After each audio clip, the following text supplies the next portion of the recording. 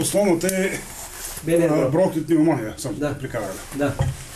Бронхит пневмония. Дадох ти една билка да изкараш камъните от жлъчка. С меда и спеките за 3 дена. Така, олекна ли ти? Олекна, да. Защото тук имах болки тук отдолу. Да. А тези болки още на втория ден даже изчезнаха. Така. Да. Добре. Дишането почна ли да се оправи? Пак, като поемам въздух и се задушавам, да. Да. Има излива една кашлица, като поема въздух. Да. Но трябва да има някаква разлика. Има разлика, да. Не те стяга, не го стяга в гърдите, защото го стягаш много. Преди много ме стягаха гърдите.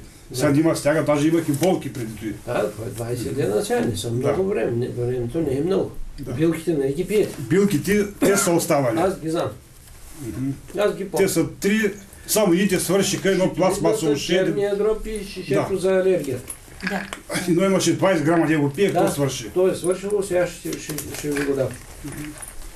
И те спия също, и тези двете шенцето за бронхите и за... Да. Добре. Ще се оправите, няма страх.